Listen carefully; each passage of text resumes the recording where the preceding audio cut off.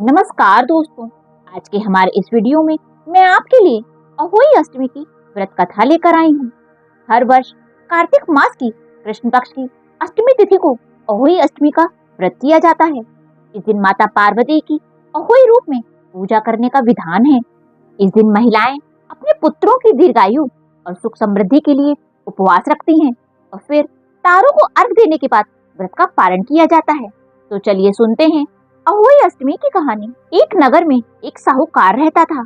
उसके 7 बेटे, 7 बहुएं और एक पुत्री थी। दीपावली से पहले कार्तिक मास की अष्टमी को सातों बहुएं अपनी ननद के साथ जंगल में मिट्टी लेने गईं। जहां पर वे मिट्टी खोद रही थी, वहीं पर स्याहू की एक मांग थी। मिट्टी खोदते समय ननद के हाथ से स्याहू का बच्चा मर गया। स्याहू माता बोली कि अब मैं तेरी कोख बांधूंगी। तब ननद अपनी सातों भाभियों से बोली कि आप में से कोई भी मेरे बदले अपनी कोख बंधवा लो। सभी भाभियों ने अपनी कोख बंधवाने से इनकार कर दिया, परंतु छोटी भाभी सोचने लगी कि यदि मैंने कोख ना बंधवाई तो सासू माँ नाराज हो जाएंगी। ऐसा सोचकर ननद के बदले छोटी बहू ने अपनी कोख बंधवा ली। उसके बाद छोटी बहू को जो भी बच्चा होता वह 7 दिन बाद मर जाता था। एक दिन साहूकार की पत्नी ने पंडित जी को बुलाकर पूछा कि क्या बात है, मेरी छोटी बहू की संतान होते ही 7वें दिन क्यों मर जाती है। तब पंडित जी ने बहू से कहा कि तुम काली गाय की सेवा किया करो। काली गाय स्याहू माता की भाईली है, वो तुम्हारी कोख छोड़ेंगी तभी तुम्हारा बच्चा जिएगा। उस दिन से छोटी बहू प्रतिदिन सवेरे जल्दी उठकर काली गाय का सारा काम करने चली जाती। एक दिन गौ माता ने सोचा कि आजकल कौन मेरी इतनी सेवा कर रहा है, आज मैं उसे जरूर देखूंगी। ऐसा सोचकर गौ माता सुबह ही उठकर बैठ गईं। गौ माता ने देखा तो साहूकार की छोटी बहू साफ सफाई कर रही थी। यह देखकर गौ माता बोली, बेटी तुझे क्या चाहिए जो तू मेरी इतनी सेवा कर रही है। साहूकार की बहू बोली, पहले मुझे वचन दो कि जो मैं मांगूंगी वो मुझे देंगी। तब गौ माता ने उसको वचन दिया। तब बहू बोली कि स्याहू माता तुम्हारी भाईली हैं और उन्होंने मेरी कोख बांध रखी है, उनसे मेरी कोख छुड़वा दो। तब गौ माता 7 समुंदर पार अपनी भाईली के पास बहू को लेकर गईं। रास्ते में कड़ी धूप थी, इसलिए वो दोनों एक पेड़ के नीचे बैठ गईं। थोड़ी देर में एक सांप आया और उसी पेड़ पर गरुड़ पंखनी के बच्चे रहते थे। सांप उन बच्चों को मारने लगा। तब साहूकार की बहू ने सांप को मारकर ढाल के नीचे दबा दिया और बच्चों को बचा लिया। थोड़ी देर में वहां गरुड़ पंखनी आई तो वहां खून देखकर साहूकार की बहू को चोंच मारने लगी।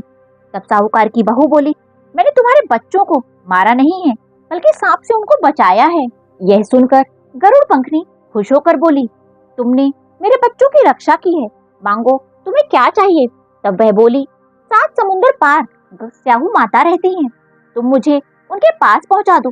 तब गरुड़ पंखनी ने दोनों को अपनी पीठ पर बैठाकर स्याहू माता के पास पहुंचा दिया।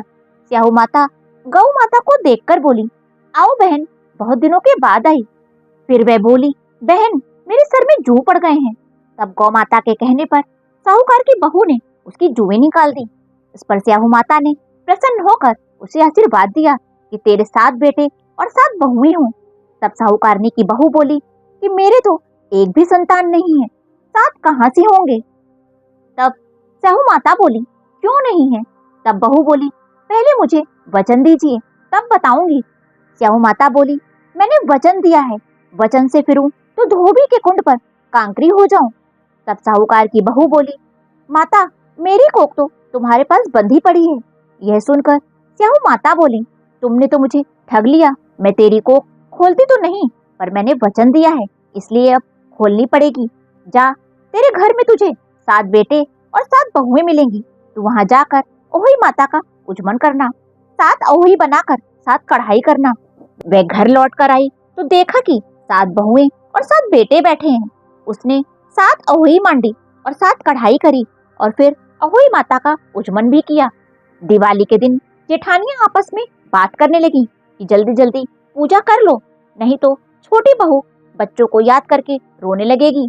थोड़ी देर के बाद जब छोटी बहू की रोने की आवाज नहीं आई तो जेठानियों ने अपने बच्चों से कहा, जाओ अपनी चाची के घर जाकर देख कर आओ कि वह अभी तक रोई क्यों नहीं। बच्चों ने जाकर देखा और माँ को बताया कि चाची तो बहुत खुश है।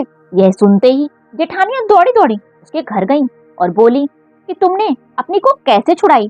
तब वह बोली, आप लोगों ने तो कोख बंधवाई नहीं, मैं बच्चा थी इसलिए मैंने बंधवा ली, लेकिन स्याहू माता ने कृपा करके मेरी कोख खोल दी है। हे स्याहू माता, जैसे आपने छोटी बहू पर कृपा करके उसकी कोख खोली, वैसे ही कृपा सब पर करना। इस कहानी को कहने वाले, सुनने वाले और पूरे परिवार पर भी अपनी कृपा बनाए रखना। बोलो अहोई माता की जय।